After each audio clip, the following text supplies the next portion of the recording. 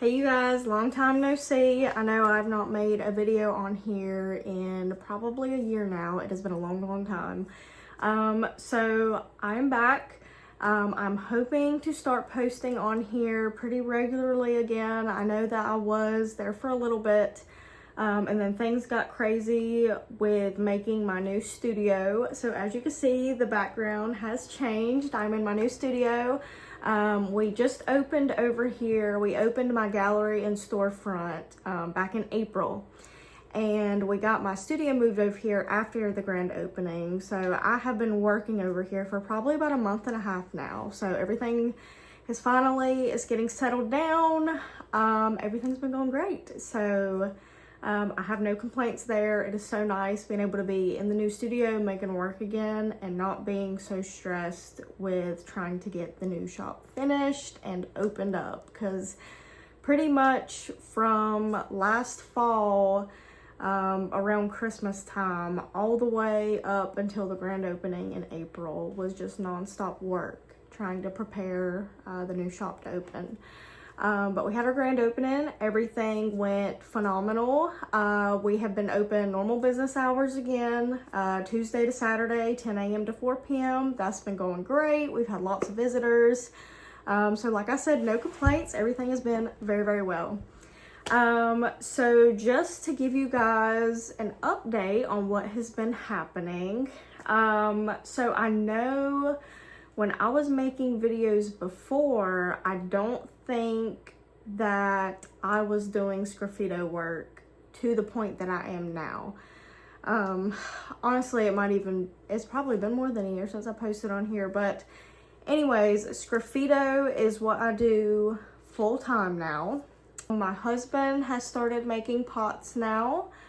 So he helps me out a lot with that. He has his own section where he sells his work in my shop. So that's been going great to have a second set of hands here.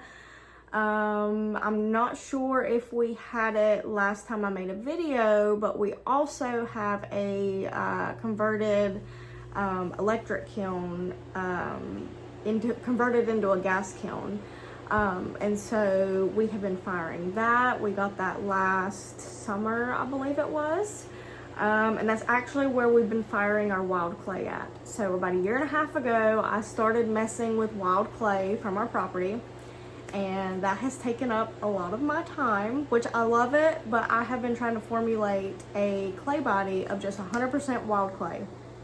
So like I said, it's been going on 2 years of testing, trying to make a clay body. And I have made progress, but we're still not there. So I am getting close though. So my goal is hopefully by the end of this year, I can be switched over completely to 100% wild clay from our property. Because the clay body that I'm using right now for my cone tin work, it is 75% wild clay from our property. But the other 25% is a commercial clay body from Star Works, who makes local clays like 15 minutes from my shop. So like I said, right now the clay body I've been working with is I have my Cone 6 white stoneware clay body, but then I also have the wild clay body that's 75% from our property.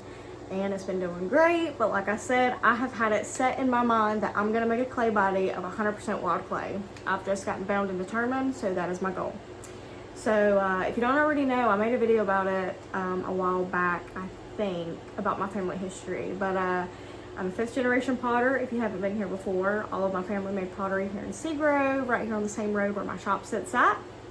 And my uncle and my grandpa and my great-grandpa and my great-great-grandpa, they all made pots right here. And obviously they all worked with wild clay. And just in particular, my grandpa, he was known for digging up and selling blue clay to a lot of the area potters because it was a very good wild clay. And it's literally blue when you dig it up. And so everybody knew him for selling wild clay. So last December, we actually found that blue clay on our property. So I was absolutely thrilled because I want to work with the blue clay so bad, just because that's what my grandpa dug up and he sold it to a lot of the local potters. And it's a whole thing. I feel drawn to it. I feel like that's what I need to be working with. So the test that I have been doing for the past year and a half, I was testing with, we have 5 clays on our property total. So I've been doing tests with all of those, and when we found the blue clay, I started doing testing with that. So it's been a whole entire thing of trying to get the perfect clay body for my needs. And what I have ran into right now is I have a mix of 3 clays from our property. Everything about it is wonderful, except it does not vitrify at cone 10 and 11. If you don't know what that means, it will not hold water. It leaks water. So unfortunately that makes it not food safe. And I make pretty much all functional pieces of pottery, so that was a problem. So yeah, that's what I'm working with right now. I've got to figure out how to fix that. But yeah, like I said, hopefully by the end of the year I'll have that situated out, because I really want to have a clay body of 100% wild clay with the blue clay that my family was known for selling, be able to have that in it, just because I feel like it's a big part of me and what I do. Also, I about forgot to mention this, we got a hammer mill. So I have been wanting to get a hammer mill for many years.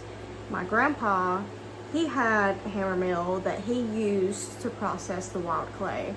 So what you do is you dig up the wild clay, let it dry, put it in the hammer mill, and it beats it up into a fine powder. And then at that point, all you do is add water, run it through a pug mill, and then it's ready to go. So we finally got one, which I was absolutely ecstatic about.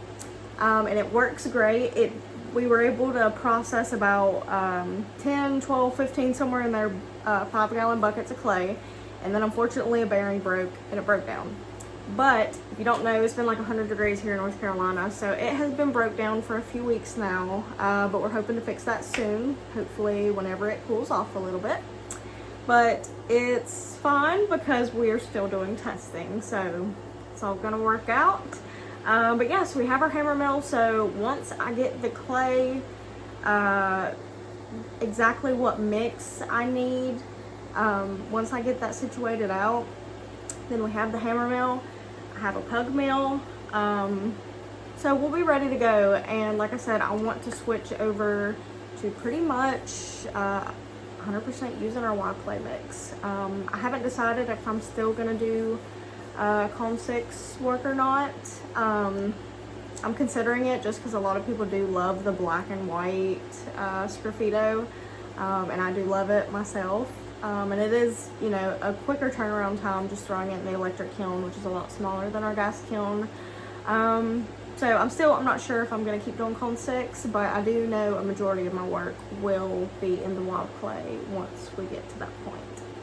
I have also been making bigger pots here recently, so that has been great, being able to have more surface area to carve into.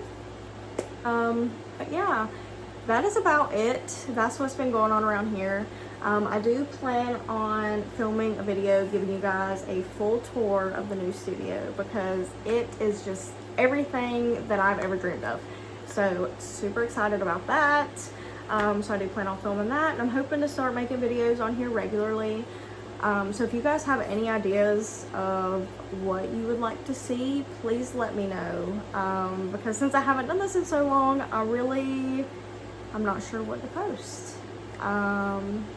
Yeah, so that's it about it. But I have been trying to be more active on social media, share more of the process, that kind of thing. I've been trying to be more active on Instagram, Facebook, TikTok. I just made a Patreon. So yeah, I've been trying to get myself back out there. So now I'm here on YouTube. But thank you guys for watching. Like I said, please give me some ideas of stuff you want to see from me, any kind of videos, anything like that. And yeah, I look forward to being back. Thank you guys that have stuck around, even though I haven't really posted anything in a while. But I'm super excited to be back, and keep on making some videos for you guys and share what's been going on. So thank you guys so much for tuning in, and I'll see you guys in the next video. Bye.